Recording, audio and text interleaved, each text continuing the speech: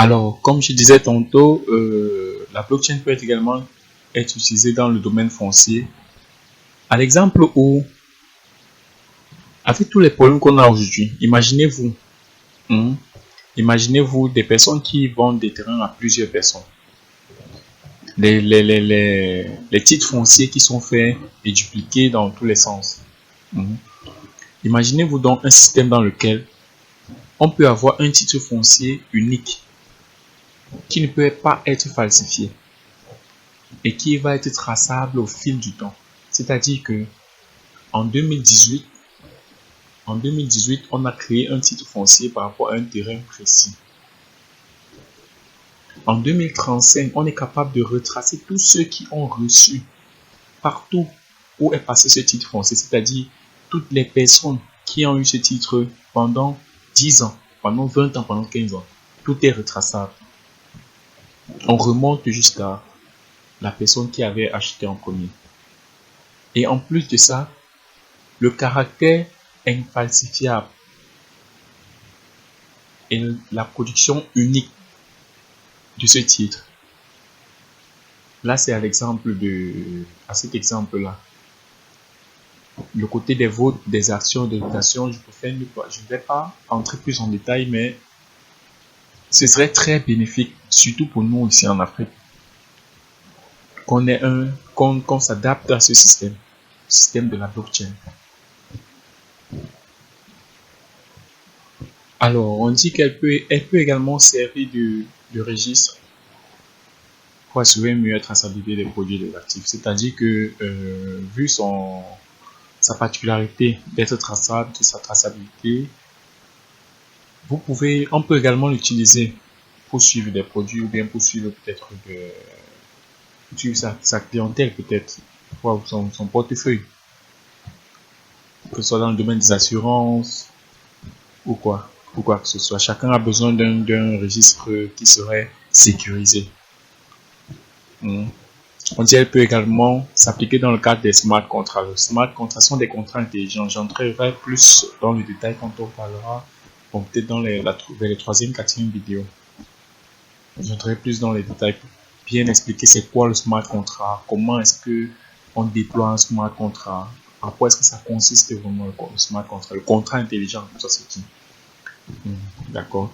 On dit la blockchain peut donc s'appliquer à de très nombreux secteurs, parmi lesquels on peut citer le domaine bancaire, le domaine industriel, pharmaceutique et les assurances de la santé. Ça peut vraiment s'utiliser dans tous ces domaines sans problème, parce que c'est un système vraiment révolutionnaire, comme on se dit, révolutionnaire. Bon, maintenant on va passer. Ce qu'il faut retenir de la blockchain. J'ai mis un point pour qu'on puisse bien comprendre. On dit la blockchain est un outil qui permet d'abord de stocker et de transmettre des informations de manière fiable, transparente et sécurisée. Donc, fiabilité, transparence, sécurité. Les 3 domaines clés de la blockchain. Jusqu'ici, personne n'a jamais pu hacker un système de blockchain. Personne n'a jamais réussi. On dit, elle retrace l'historique, comme je disais tantôt. Un titre qui est fait en 2018, en 2035, on peut ressortir jusqu'à retrouver la première personne qui avait ce titre. C'est de ça qu'il s'agit quand on parle de retracer l'historique. Et également, on dit vous trouvez les blockchains privées et publiques. Si vous êtes une société privée, ou bien si vous êtes une entreprise et que vous créez votre blockchain par rapport à une clientèle, vous n'allez pas créer une blockchain publique où, par exemple, moi, de mon côté, je pourrais me connecter et voir vos clients, ou bien voir vos données, en fait. Vous aurez une blockchain privée qui aura vos informations privées, et pour que vous puissiez pouvoir se connecter dans votre blockchain, il faudra des informations qui ne sont détenues que par vous, en fait. C'est de ça qu'il s'agit quand on parle de blockchain privée.